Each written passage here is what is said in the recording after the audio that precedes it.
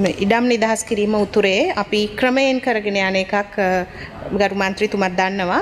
නමුත් මේ පිළිබඳව முல்லைத்தீவு தபால் நிலையத்திற்காக ஒதுக்கப்பட்ட நிலத்தை வரும் ஜூன் மாதத்திற்குள் விடுவிக்க இராணுவம் உறுதியளித்துள்ளதாக வெகுசன ஊடக பிரதி அமைச்சர் கௌசல்யா ஆரியரத்ன தெரிவித்துள்ளார். நாடாளுமன்றத்தில் இன்று உரையாற்றிய போதே அவர் இதனை தெரிவித்துள்ளார். முல்லைத்தீவு தபால் நிலையம் தற்போது ஒரு தனியார் கட்டிடத்தில் வாடகை அடிப்படையில் இயங்கி வருவதாக அமைச்சர் சபையில் தெரிவித்தார். குறித்த தபால் நிலையத்திற்காக ஒதுக்கப்பட்ட காணியில் தற்போது இராணுவத்தின் 23வது படைப்பிரிவு நிலை கொண்டுள்ள நிலையில் அதனை 2026 ஜூன் மாதத்திற்குள் விடுவிப்பதாக ராணுவம் வாய்மொழி மூலமான உறுதியை வழங்கியுள்ளது. இந்த காணியை முறையாக தபால் திணைக்களத்திடம் கையகப்படுத்தும் பணிகள் தற்போது முன்னெடுக்கப்பட்டு வருகின்றன.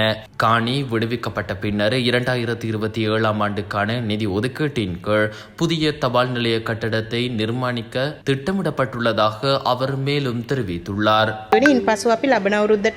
අපි මේ නව ගොඩනැගිලි ඉදිකිරීම කටයුතු ගැන මම සොයා බලන්නම් කියලාත් එතුමාට මම දැනුම් දෙන්න කැමතියි.